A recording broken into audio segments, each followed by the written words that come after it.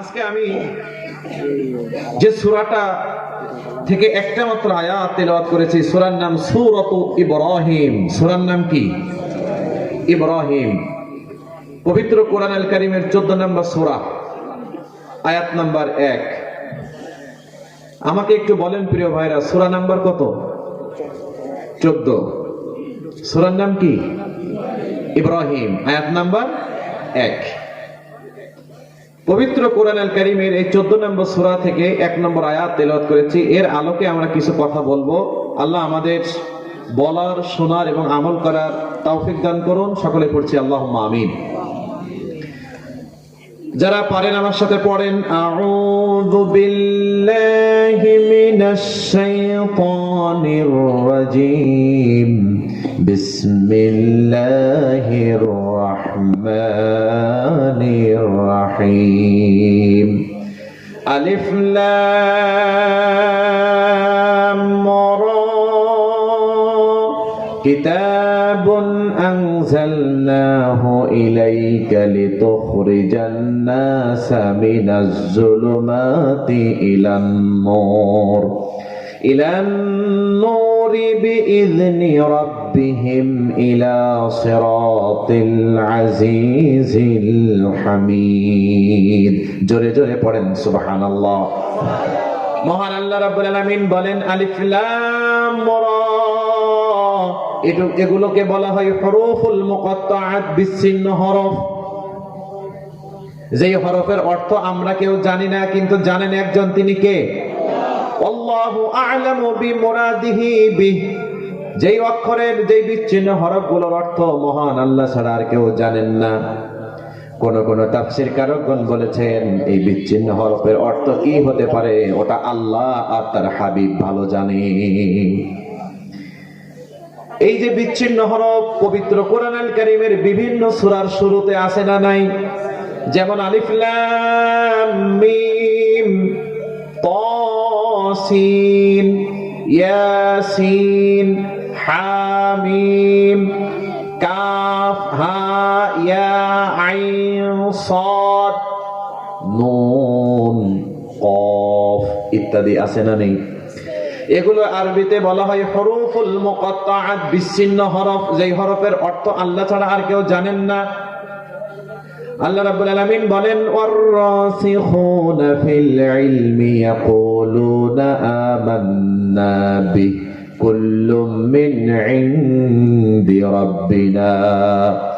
আল্লাহ বলেন, এই অর্থগুলো তোমরা জানো বা না জানো, এই বিচ্ছিন্ন হরফের অর্থ তোমরা বোঝো বা না বোঝো, এগুলোর উপরে অবিশ্বাস করা যাবে না, বিশ্বাস রাখতে হবে। প্রত্যেকটা হরফ নাজিল করেছেন যিনি, তিনি কে? ইয়াকুলুনা আমান্না বিহি। এই প্রত্যেকটা বিচ্ছিন্ন হরফের উপরে আপনাকে, আমাকে, আমাদেরকে ঈমান আনতে হবে। এটা আমরা বুঝি বা না বুঝি, জানি বা না জানি, পারি বা না পারি, ঠিক না ঠিক? কারণ কুল্লুম মিন ইনদি রাব্বিনা, প্রত্যেকটা হরফ, প্রত্যেকটা আয়াত, প্রত্যেকটা বিধান, প্রত্যেকটা সূরা কোরআন আল কারীমের এ টু জেড যা আছে সব কিছু নাজিল করেছেন একজন। চিল্লাই বলেন, তিনি কে? তাহলে আল্লাহ যেটা নাজিল করেছেন ওটার অর্থ জানি বা না জানি, বুঝি বা না বুঝি, অস্বীকার করার কোনো সুযোগ নেই। যদি আমরা অস্বীকার করি তাহলে ঈমান থাকবে নাকি যাবে? আরো জোরে বলেন। পবিত্র কোরআনের যতগুলো বিধান আছে, যতগুলো আয়াত আছে, সব আয়াতের অর্থ আমরা জানি বা না বুঝি, জানি, নিজের অনুকূলে আসুক বা না আসুক, এটা আমার জন্য স্বস্তিদায়ক হোক অথবা তিক্ত বিরক্তকারী হোক, একটা বিধানের যদি কেউ অস্বীকার করে ঈমান থাকবে নাকি যাবে? আরো জোরে বলেন। ওই জন্য আল্লাহ রাব্বুল আলামিন বলেন, আফাতুমিনুনা বিবা'দিল কিতাবি ওয়া তাকফুরুনা বিবা'দি ফামা জাযাউ মান ইয়াফআলু যালিকা মিনকুম ইল্লা খিzyun ফিল হায়াতিদ দুনিয়া ওয়া ইয়াওমাল কিয়ামাতি ইউরাদ্দুনা ইলা আশাদ্দিল আযাব ওয়া মাল্লাহু বিগাফিলিন আম্মা তা'মালুন। আল্লাহ রাব্বুল আলামিন বলেন, তোমরা কি সিদ্ধান্ত নিয়েছো নাকি কোরআনুল কারীমের কিছু মানবা কিছু মানবা না? যেগুলো নিজেদের অনুকূলে আসে ওগুলো ঠিক আছে, যেটা নিজেদের অনুকূলে আসে না ওইটাকে তোমরা আর মানবা না। এমন যদি তোমাদের চিন্তা চেতনা হয়, আমি আল্লাহ তোমাদের দুইটা শাস্তির ঘোষণা দিলাম। জোরে বলেন, কয়টা? সবাই বলেন। একটা শাস্তি হবে দুনিয়াতে, আর একটা শাস্তি হবে আখেরাতে। রব্বুল আলামিন যারা কোরআনের কিছু মানবেন কিছু মানবেন না, যেগুলো নিজেদের জন্য ভালো হয় সেগুলো মানবেন, যেগুলো নিজের স্বার্থের সাথে মেলে না এগুলো যারা অস্বীকার করবেন, তাদের দুইটা শাস্তির দুনিয়াতে যে শাস্তি আল্লাহ দিবেন সেটা হলো ইল্লা খিজিয়ুম ফিল হায়াতিদ দুনিয়া, দুনিয়ার বুকে অপমান, অপদস্থ, লাঞ্ছিত, বঞ্চিত আল্লাহ এমন ভাবে করবে পৃথিবীর কোনো মানুষ তাদেরকে সম্মান দিতে পারবে না।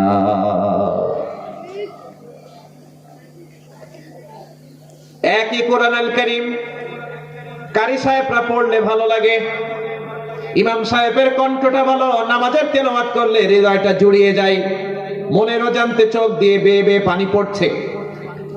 ওই একই কোরআনের আয়াত যদি ব্যাখ্যা বিশ্লেষণ তরজমা করা হয়, কিছু কিছু মানুষ এমন কথাও বলেন, হুজুর রাজনীতি করা যাবে না। আছে না নেই? একই জিনিস, কারীরা তেলাওয়াত করছে সুন্দর লাগছে, ইমাম সাহেব নামাজে তেলাওয়াত করছে সুন্দর লাগছে, এবং ওইটার ব্যাখ্যা বিশ্লেষণ যখন করা হয়, যখন দেখে যে এইটা আর আমার নিজের সাথে মেলে না, নিজের স্বার্থের পরিপন্থী হয়ে যায়, তখনই এটাকে তারা পাশ কাটিয়ে রাখতে চায়। এমন যারা কিছু মানবেন কিছু মানবে না, আল্লাহ রাব্বুল আলামিন তাদের দুনিয়ার বুক থেকে অপমান, অপদস্থ এমন করা করবে পৃথিবীর কোন দাদাবাবুরাও তাদেরকে সম্মানিত করতে পারবে না। জোরে বলেন, ঠিক না বেঠে? কারণ যারা আল্লাহর বিধানটাকে দুইটা অংশে ভাগ করে নিয়েছে, তার মানে আল্লাহর একটা বিষয় নিয়ে খুশি আর একটা বিষয় নিয়ে খুশি না। আল্লাহর বিষয় নিয়ে যারা খুশি হতে পারে না, তারা কোনোদিন নিজেদেরকে ইমানদার বলে দাবি করতে পারে না।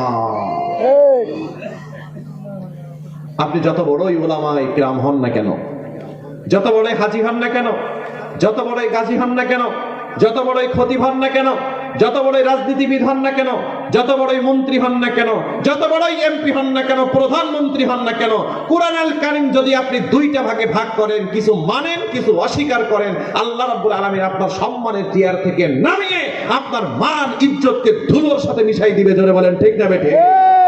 এটা হলো দুনিয়ার শাস্তি, ইল্লা খিজিয়ুম ফিল হায়াতিদ দুনিয়া। আল্লাহ বলেন, আমি আল্লাহর বিধানটাকে যারা কিছু মানবে কিছু অস্বীকার করবে, দুনিয়ার বুকে আমি তাদেরকে সম্মান দেব না, অপমান অপদস্থ করে জিল্লুতির সাথে তাদেরকে আমি মাটির সাথে ধসিয়ে দেব। আমার কথা, আমার কথা নাকি আল্লাহর কথা? এটা হলো দুনিয়ার শাস্তি। এরপরে আল্লাহ রাব্বুল আলামিন বলেন, দ্বিতীয় নম্বর শাস্তি হলো ওয়ায়াউমাল কিয়ামাতি ইউরাদ্দুনা ইলা আশাদ্দিল আযাব ওয়া মাল্লাহু বিগাফিলিন আম্মা তা'মালুন। এটা তো তোমাকে আমি আল্লাহ দুনিয়াতে অপমান অপদস্থ করব, আর আদালতে আখিরাতে কিয়ামতের দিন আমি আল্লাহ তোমাকে চরম শাস্তির জায়গা জাহান্নাম দিয়ে দেব। নাউযুবিল্লাহ। এবার বলেন তো প্রিয় ভাইরা, দুনিয়াতে সম্মান নাই, যশ খ্যাতি নাই, মানুষ সালাম দেয় না, সম্মান করে না, হেয় প্রতিপন্ন করে, তুচ্ছ তাচ্ছিল্য করে, তার মানে তার দুনিয়ার জীবনে আর কিছুই নেই। আর কিয়ামতের ময়দানে জাহান্নাম হয়ে গেছে, তার জীবনের 16 আনাই মিছা হয়ে গেছে। তাই আল্লাহর বিধানকে যারা প্রতিপক্ষ বানাবে, দুনিয়ায় তাদের জন্য থাকবে অপমান, আর কিয়ামতে থাকবে জাহান্নামের শাস্তি। তার আমও শেষ, সালাও শেষ। আমার কথা কি বোঝেন প্রিয় ভাইরা আপনারা? এখন একটা আওয়াজ দিয়ে বলেন তো, আল্লাহর বিধান জানি বা না জানি, বুঝি বা না বুঝি, আমাদের অনুভূতিতে আসুক বা না আসুক, এটা অস্বীকার করার দুঃসাহস পৃথিবীর কারো আছে? দেখেন, আপনি বলতেছেন হুজুর এটা তো একটু কেমন কেমন লাগে, এটা আমার সাথে মেলে না, তারপরেও আপনি মানতে বাধ্য, স্বীকার করতে বাধ্য। আপনি কোরআনুল কারীমের একটা বিধানকে মানেন না, এটা আপনার নিজের ব্যর্থতা, কিন্তু এটাকে অস্বীকার করার দুঃসাহস আল্লাহ পৃথিবীর কাউকে দেয় নাই। একটা বিধান অস্বীকার করা মানে আল্লাহর সিদ্ধান্তের বিরুদ্ধে অবস্থান নেওয়া, আর আল্লাহর সিদ্ধান্তের বিরুদ্ধে অবস্থান নিয়ে পৃথিবীর কোনো ব্যক্তি সম্মানের চেয়ারে থাকতে পারে না।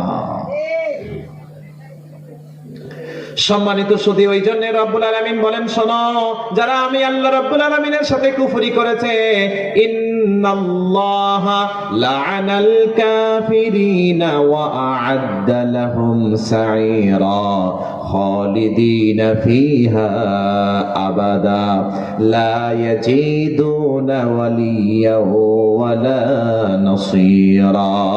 চিল্লাই পড়েন নাউযুবিল্লাহ। আল্লাহ বলেন, ইন্নাল্লাহা লা'আনাল কাফিরিন,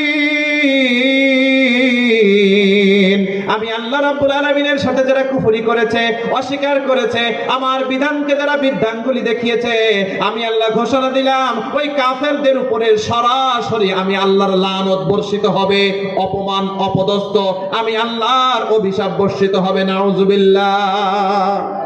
ইন্নাল্লাহা লা'আনাল কাফিরিন, যারা পৃথিবীতে আল্লাহর বিধানের সাথে কুফরি করেছে, সরাসরি আল্লাহর পক্ষ থেকে তাদের উপরে লানত বর্ষিত হয়েছে। ওয়া আ'আদ্দা লাহুম সা'ীরা, তাদের ঠিকানা হয়ে যাবে জাহান্নাম, খালিদিনা ফিহা আবাদা, সেখানে তারা চিরকাল থাকবে, অনন্ত অনাদিকাল থাকবে। পৃথিবীর এমন কোন শক্তিধর ক্ষমতা কারো নাই, দুঃসাহস কারো নাই আল্লাহর জাহান্নাম থেকে তাদেরকে পরিত্রাণ দিতে পারে। লা ইয়াজিদুনা ওয়ালিয়্যা ওয়ালা নাসীরা, ওই দিন পৃথিবীর কোন বন্ধুকে তারা পাবে না, ওয়ালা নাসীরা, এবং তাদের পক্ষে সাহায্যকারী কাউকে পাবে না। আল্লাহর পক্ষ থেকে যদি কারোর উপরে লানত বর্ষিত হয়, পৃথিবীর কেউ কি তাকে সম্মান দিতে পারে? জোরে বলেন তো ভাইরা, জোরে বলেন, পারে? তাম পৃথিবীর সবাই মিলে যদি তাকে সম্মান দিতে চায়, সব ইহুদিরা মিলে যদি সম্মান দিতে চায়, হিন্দুরা মিলে যদি সম্মান দিতে চায়, খ্রিস্টানরা মিলে যদি সম্মান দিতে চায়, পৃথিবীর সব প্রেসিডেন্ট যদি তাকে সম্মান দিতে চায়, পৃথিবীর দাদাবাবুরা যদি তাদেরকে সম্মান দিতে চায়, আল্লাহ যদি অপমানিত করে, পৃথিবীর কোন ব্যক্তি তাদেরকে সম্মানের জায়গায় রাখতে পারে না। আল্লাহর পক্ষ থেকে লানত বর্ষিত হয়ে গেলে তার দুনিয়ার সবকিছু শেষ। ওই জন্য আল্লাহর সাথে কুফরি করে পৃথিবীর কেউ টিকে থাকতে পারেনি, আর কিয়ামতের দিন কেউ জান্নাত পাবেও না। তাই নবীর পিতা হলেও কিছুই এসে যায় না। সম্মানিত সুধী, আপনারা একটু বলেন তো, ছেলে হলো নবী, বাবা হলো মুশরিক, আছে না নেই? আরো জোরে বলেন, নামটা কি? জি, মাশাআল্লাহ মাশাআল্লাহ। ইব্রাহিম আলাইহিস সালাতু ওয়াস সালাম, ছেলে নবী, বাপ হলো মুশরিক, নমরুদের মন্ত্রণালয়ের প্রভাবশালী মন্ত্রী। নমরুদ মনে হয় বিশ্ববিখ্যাত ইমানদার নাকি? হ্যাঁ, ইমানদার কি? আল্লাহ বিরোধী, তাওহীদ বিরোধী, আল্লাহর একাত্মবাদ বিরোধী, মুশরিক, ঠিক না বেঠিক? ওই মুশরিকের মন্ত্রণালয়ের একজন মন্ত্রী, প্রভাবশালী, সেটা হলো ইব্রাহিম আলাইহিস সালামের পিতার নামটা কি? আজর। ইব্রাহিম আলাইহিস সালাম তিনি হলেন মুমিন, তিনি হলেন ইমানদার। তিনি শুধু ইমানদার না, মহান আল্লাহ যাকে বন্ধু হিসাবে গ্রহণ করেছেন। ওয়াত্তাখাযাল্লাহু ইব্রাহিমা খলীলা, আমি আমার বন্ধু, আমি আমার ইব্রাহিমকে বন্ধু হিসাবে গ্রহণ করেছি। বাবার সাথে ছেলের দাকুরাল সম্পর্ক, ছেলে যা বলে বাবা বিরোধিতা, ছেলে যা বলে বাবা বিরোধিতা, ছেলে যা বলে বাবা বিরোধিতা। এক পর্যায়ে আজর বলে, ও ইব্রাহিম, তুমি যদি এখনো ক্ষান্ত না হও, ওয়াহজুরনি মালিয়া, আমি কিন্তু তোমাকে পাথরের আঘাত দিয়ে তোমাকে ছিন্ন বিচ্ছিন্ন করে দেব। নাউজুবিল্লাহ বলেন। আপনার কাছে জিজ্ঞাসা করি, ছেলের বিরুদ্ধে পাথর দিয়ে নিক্ষেপ করে ক্ষতবিক্ষত করার ঘোষণা দিচ্ছে কে? পাড়া প্রতিবেশী, বিরোধী দলের কেউ? ধরে বলেন কে? স্বয়ং বাবা। এখন বলেন তো, তাদের মধ্যে দ্বন্দ্বটা কি? জায়গা জমি নিয়ে? আমার কথা কি আপনারা বোঝেন প্রিয় ভাইরা? জায়গা জমি নিয়ে বিরোধ, ক্ষমতা নিয়ে বিরোধ, সহায় সম্পদ নিয়ে বিরোধ। বিরোধ হলো ইব্রাহিম আলাইহিস সালাম আল্লাহর দিকে ডাকে, আর আজর হলো ওর প্রভু নমরুদের দিকে ডাকে। জি, তাওহীদ এবং শিরক, দ্বন্দ্ব। ইব্রাহিম আলাইহিস সালাম বললেন, হে আমার সন্তান ইব্রাহিম, অহজুরনি মালিয়া, তুমি যদি আমারটা না মানো, নমরুদেরটা স্বীকার না করো, তোমার রবেরটা তুমি যদি ত্যাগ না করো, আমি তোমাকে পাথরের আঘাত দিয়ে ক্ষতবিক্ষত করব। ইব্রাহিম আলাইহিস সালামকে ইব্রাহিম আলাইহিস সালাম তার পিতাকে বললেন, ইয়া আবাত, হে আমার সম্মানিত পিতা, হে আমার শ্রদ্ধেয় পিতা, আপনি যে জায়গায় আছেন, যে মতাদর্শে আছেন, এটা কোন রকম ঠিক নয়। আপনি আল্লাহর একাত্মবাদ স্বীকার করে নেন। বাপ ছেলে লড়াই। একটা পর্যায়ে যখন ইব্রাহিম আলাইহিস সালামের সাথে কোন রকম যুক্তি তর্কে পারে না, তখন নমরুদের সাথে সবাই মিলে সিদ্ধান্ত নিল যে আমাদের প্রভুকে এতটা নিঃশেষ করতে পারে, আমাদের ধর্মটাকে কটাক্ষ করতে পারে, আমাদের দেব দেবতাদেরকে ধ্বংস করতে পারে, আমরা তাদেরকে ছাড় দেব না, আমরা ইব্রাহিমকে আগুনে পোড়াবো। নাউজুবিল্লাহ। মূর্তি ভাঙার ঘটনা আপনারা সবাই জানেন কিনা? জানেন না? ছোটখাটো সব গোলাকে ভেঙে দিয়ে বড় নেতার গলায় কোরাল ঝোলাই রাখছে। মেলা থেকে এসে জিজ্ঞাসা করে, ইব্রাহিম এ কাজ কে করে? কয়, আমি জানি। আমাকে বড় খোদার কাজ জিজ্ঞাসা করো। কোরাল তো তার গলায় ঝোলানো। কোরাল কার গলায় ঝোলানো? বড় খোদার গলায়। তো এই তো বলতে পারবে যে কে এই কাজ করছে। ইব্রাহিম সে কি কথা বলতে পারে নাকি? সে তো কিছুই বলতে পারে না। এটা কার কাজ? কেউ কেউ বলছে এটা ইব্রাহিমের কাজ।